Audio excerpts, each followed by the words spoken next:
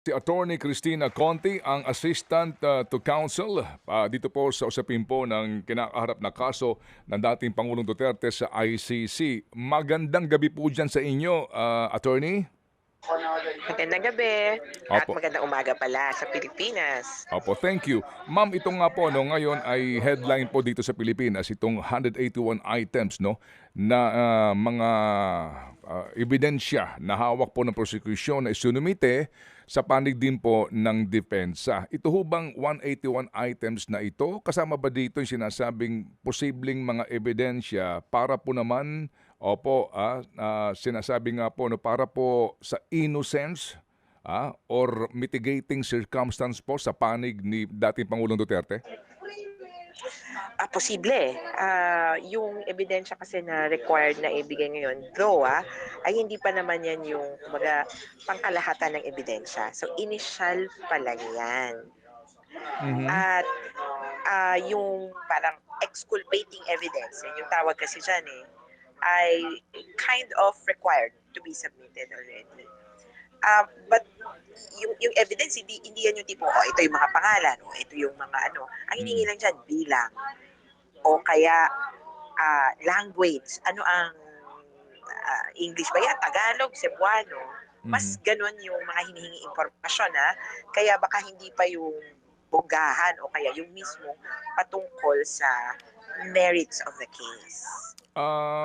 Totoo bang humihingi po ng extension si Karim Khan para po sa submission po ng additional evidence? Yes, yung deadline kasi niya ay sa totoo actually April pa. Mm. Pero parang April 11 ba? Mhm. Hindi, sorry. April 11 yung sa kay Duterte. At sa bahagi niya parang mas direction. What is the direction of your um, ano ba to, of your defense? Mhm. Actually, sa kanya, ang tanong, balak mo ba na mag-invoke ng ano to, ng insanity, etc. Kung ano mang depensa yan. Pero dito kay Karim Khan, ang kanyang hinihinging oras yata, ah, i-check ko, pero parang may nahingi pa siya ng dagdag oras para mag-submit pa ng additional. Mhm. So, itong initial 181 items, Mm. mas yung parang background. Ano bang itsura nito? Ito ba ay nakapapel? Ito ba ay Mm. video? Ito Mm. ba ay tao, testimonya? So, ganun ang itsura ng submission or um, yung interpares Mhm. Mm. Mm. exchange of information nila. Okay. Bakit po yata, ma'am, kung mamarapati lang po ninyo, kayo ba'y nakikipag-usap mismo dito po sa ICC prosecutor bilang counsel dito po ng mga biktima ng umano'y drug war? Hindi kami nakikipag-cooperate or hindi kami involved sa prosecution of the crime. Mhm. Talagang Office of the Prosecutor lang yan. Mhm. Ang victims ay may ibang papel. Hindi namin papel na kumbaga pruwebahan yung krimen. Pwede parang second prosecutor. Hindi mas sa amin ay views and concerns of the witnesses. Kaya sa totoo, sorry, of the victims. Kaya Mm. sa totoo, kung ano, bulag din kami sa kumbaga kaso ng Hmm. prosecution, pero susuportahan namin sila all the way. Yung Office of the Prosecutor ay nasa loob, nakapaloob sa korte. So meron siyang sariling opisina doon. At kumbaga actually independent siya sa iba't ibang mga units. May sarili siyang larga at Mhm. hindi nila kailangang kumbaga hindi sila required na mag-coordinate sa amin. Pero pwede, ayan. So yun naman yung arena, pwede. Kaya lang syempre, ano sila, very strict about, una, disclosure rules, and pangalawa, about possibility of evidence coming into their play that nabagit mo nga, exculpatory evidence. So una, kapag kasi kami ang nagbigay o kung sino man ang nagbigay, kailangan nilang sabihin sa kabila kung sino ang nagbigay. Mhm. Mhm. May Hmm. gano'n. Hindi yung Mhm. tipong gulatan na Opo, opo. nakita na lang namin out of Hmm. nowhere Mm. ito. Mm. Mm. Mm. Kailangan may source para ma-vet din nung kabila. Kaya delikado yan, lalo na kung confidential yung information o kaya yung may hawak ng impormasyon, walang Mhm. may kilala, Mhm. tapos biglang hihingin yon kung sino ang may hawak. Mhm. Then pangalawa, yung exculpatory evidence, lagit-lagi yung ini-invoke na. Alam mo yung, ewan ko pero kung minsan dito sa Pilipinas, kapag palagay mo hindi makakabuti sa kliyente mo, hindi mo na lang sinasabi sa kabila. Mm, mm. Parang gano'n hayaan mo siyang kunin yan. Dito sa ICC, hindi. Kapag ikaw prosecution, ang objective mo makonvict siya, nakakuha ka ng ebidensya, for example, kalaunan makakakuha ka ng magsasabi na, palagay ko po hindi naman si Duterte ang may gawa niyan. Mhm. Kunyari ganong testimonya, kailangan mong ibigay sa defense Mm. para magamit nila yon. Kaya may ganon kaming sensitivities. Mhm. Kaya hindi kami kaagad-agad at hindi fully Mm. cooperating with the prosecutor. They can do it on their own. Trial ready na yung mga yan. Okay, so para ho mas maintindihan naming lahat, no? Ah, nung panahon po na nag-iimbestiga pa itong prosecutor ng ICC, nagkaroon ba kayo ng chance together with the witnesses dito po sa kasong ito na makaharap siya para nga sa pag-establish nito pong mga facts na maari pong makonsider for the issuance of the arrest warrant? Si Karim Khan mismo, hindi. Mm. Mhm. Walang ganong medyo stricto sila at kumbaga independent. Kumbaga Mhm. sabi nila, you can give us the leads. Yung parang, o sige, sabihin nyo sa amin kung anong impormasyon. And we did that with the submission of communications to the court. Mhm. But they will investigate. Kung may conclusion, hindi nila kukunin yung conclusion namin. Mhm. Ay sabi ko nga, very very stringent. Kasi sa atin, parang kung o sige, bigay mo na lang sa akin lahat yan. Ako nang bahala. Or ako Mm. na ang kung adapt ko na lang kung anong sinabi mo. Ito Mm. hindi eh. Mhm. Mag-iimbestiga talaga yung court. At kahit pa nagbigay ka na ng impormasyon or ebidensya na parang kumpleto na, Mm. sila gusto nila na makumpirma, makausap mismo yung, kunyari, may nirefer kang witness, kakausapin din ulit nila yung witness na yon. Kaya sabi ko nga medyo ibang standards. Ako, Mm. natutuwa ako kasi makikita mo na yung independence of the prosecutor Mm. from the kasi hindi parang ang lalabas sa atin kung anong sasabihin ng nagsasakdal ng private complainant tatanggapin na lang ng prosecutor kasi wala na siyang Mm. oras or tamad Mm. na siya or Mm. kung ano man. Mhm. Dito talagang napakasigasig, gagawa sila ng paraan na maimbestigahan bawat Mhm. isa. Sabi Mhm. nga nila, nag-submit kami ng mga communications, meron daw mga footnote. Merong mga footnote. Mm. Mm. Isa-isa ida-download nila yung footnote. Kunyari, footnote, news report tungkol sa ganitong patayan. Da-download nila yan and they will Mm. cross-check. Okay. Opo, opo. Information na nakuha sa radyo, Mhm. ida-download nila yung episode Mhm. at Mm. ita-transcribe, gagawin pang English. Mhm. Kaya ito yung tipong makakapag-convict talaga sa mga katulad ni Duterte. Okay. So, ma'am, sa ngayon, ano talaga ang papel nyo sa kasong ito? Ano ba ang tamang title nyo dito? Ah, Tama naman yun na ICC assistant to counsel. So, ibig sabihin, I can appear before the court.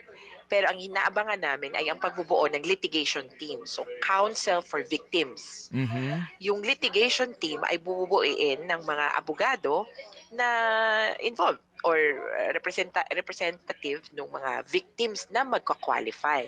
Kasi Manong Ted, yung next Mm. stage talaga para sa victims. Mm. So wala kami pakialam dito sa defense Mhm. and prosecution na ebidensya. Mhm. Or well, we could but very minimal, hindi kami required.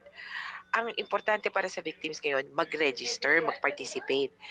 Medyo technical at Mm. siguro manghingi ako ng paumanhin sa mga biktima na, ako, pwede ako dyan. Kaya lang may technical limitations or scope ito. Katulad ng yung mga biktima na namatay o EJK o yun yung kunyari kung yun yung itatrial. Yung Mm. mga biktima na namatay pagitan ng 2019 at 2022, out na. Mm. Mm. Pero feeling nila, di ba, biktima sila. Pero Mm. sorry, hindi po kayo malamang masasama. Mhm. In the future, kung sabi ng ICC, ang itatrial lang namin, kasi syempre yung best case possible, ang itatry namin ay mga kaso hindi sa buong Pilipinas, kundi sa NCR at sa Bulacan lang. For example lang Mm. example. Mm. Di laglag yung mga nasa Cebu, o yung mga Mindanao killings, parang ganon. Mhm. hindi sila matatawag na victims of the case. Opo, opo. Yung papasok lang sa scope na partikular ang Mm.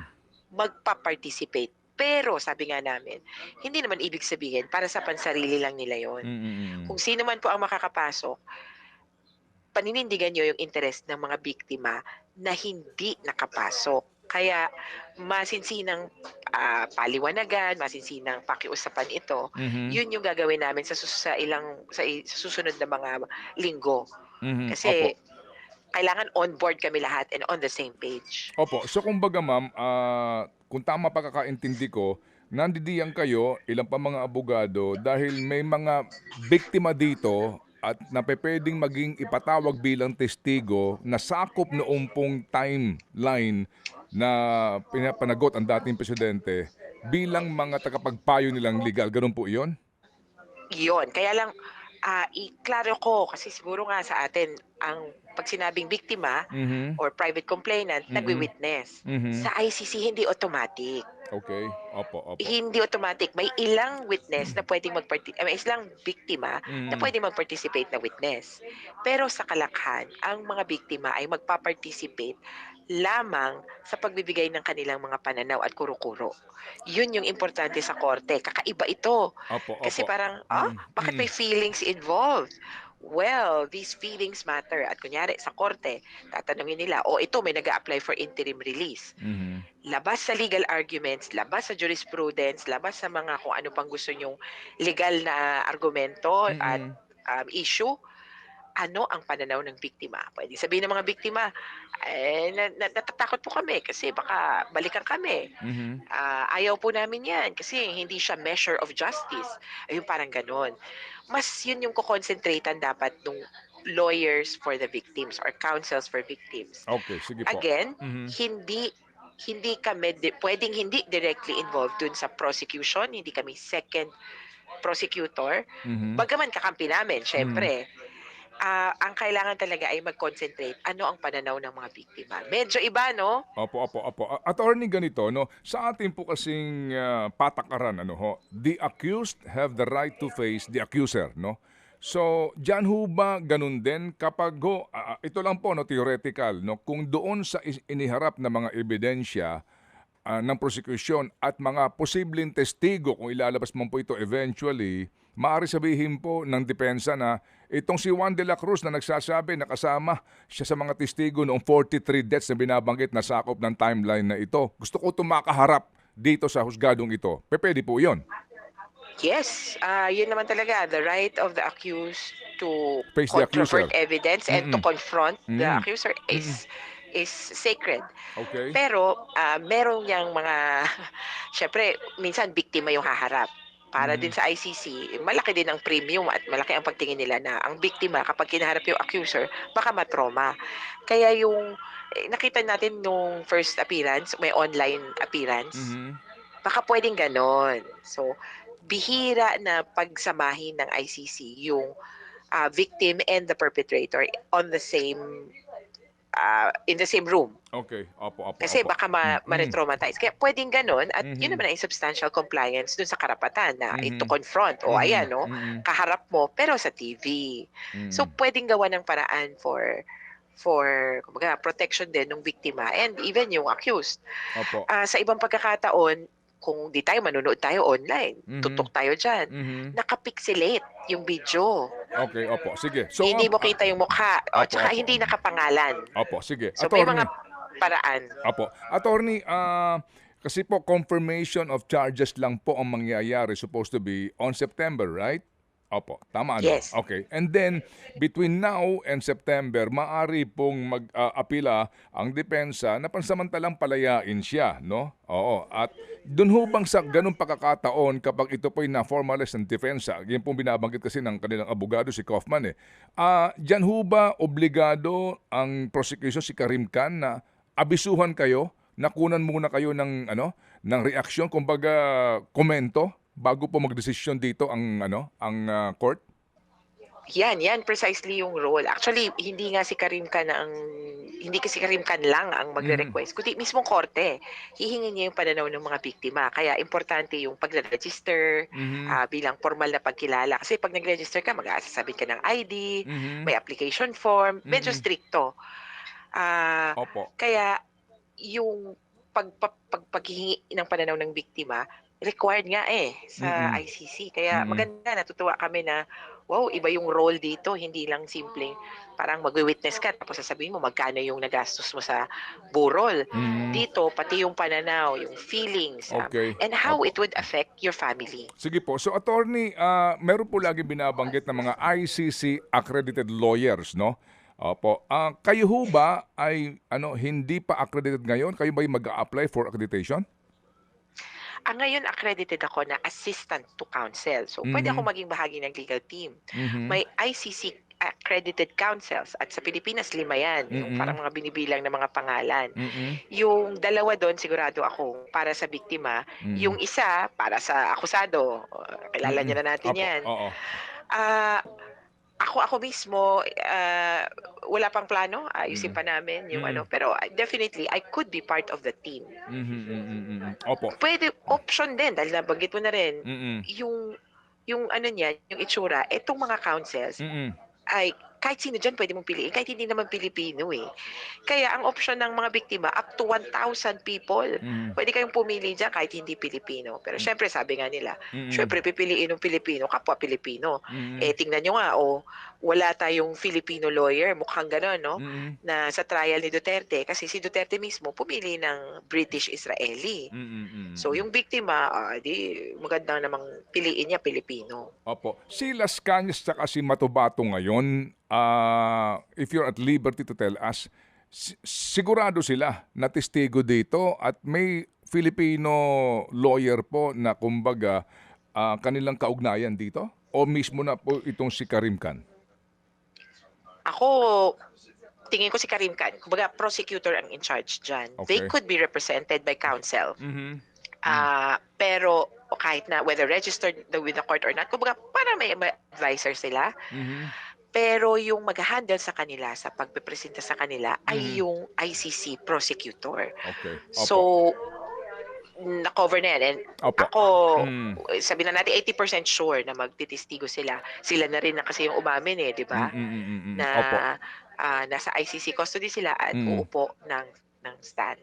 Opo. Ito hong 181 items na binabanggit, medyo hindi siya gano'n kadetalyado, eh. 181 items, kasama na dito yung list ng mga testigo?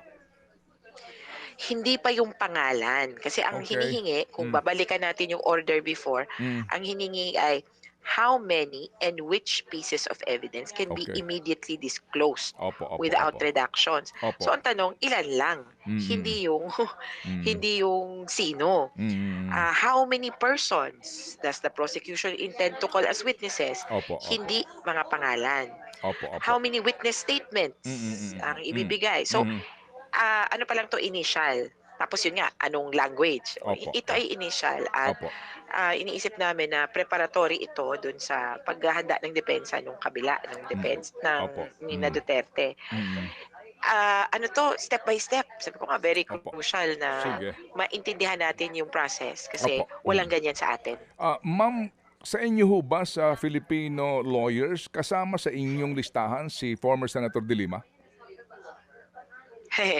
Again, hindi po kami ang magbibigay ng witnesses. So si Okay. Karim Khan. Mhm. O ayaw din naming mag-speculate. Okay. Pero ako, Sige. as speaking for myself, I would like her to testify. I Mhm. would love for her to take the stand. Mhm. And in a formal proceeding, kasi hindi niya nagawa ito no? Opo. In a formal proceeding, Mhm. recount everything that happened to her and end with the acquittal. Kumbaga Opo. yung mga kaso niya napatunayan namang hindi. Opo, opo, But opo. we have to wait and see. Ang Okay, sige. prosecutor ang mapagpasya dyan. At kahit Mm. gaano namin ipilit, Mm. sasabihin ng prosecutor, hindi, may mas malakas kaming testigo. O, di Opo. ba? Malay natin. Sige po. Okay. So, ma'am, kayo po, you're going to stay there hanggang sa hanggang sa magsimula na po itong confirmation of charges. Naku, hindi naman. Pabalik-balik din ako dahil ako babalik na ako soon dahil kailangan ko ng konsultahin yung biktima at Mhm. dahil magsisimula na yung proseso ng ah, Opo, participation. So opo, hindi po ako nag-a-asylum din. opo. Attorney, Ano lang 'to, ah, trabaho lang opo, muna. opo. Attorney, meron pong signature campaign ngayon na inululunsad para sa ICC po, para sa pansamantalang paglaya ng dating presidente. Ano pong take niyo do'n? It's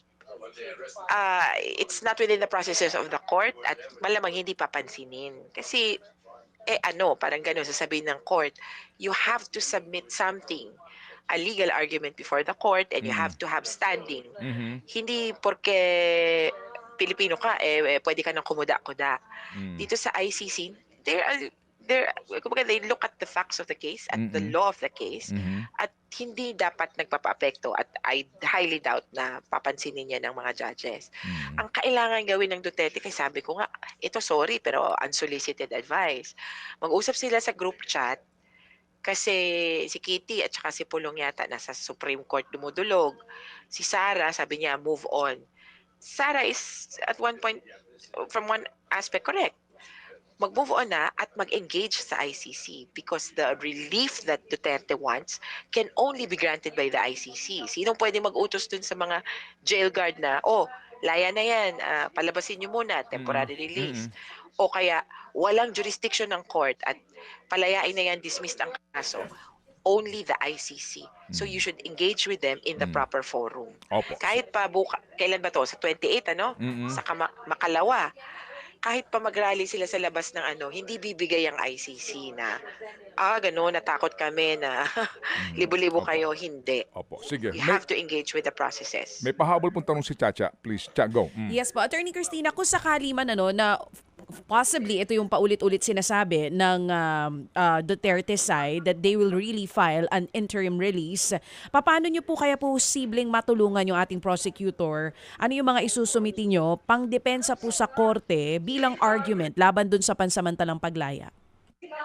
Yung isang dahilan para hindi i-grant ang interim release ay yung posibilidad na manira ng ebidensya.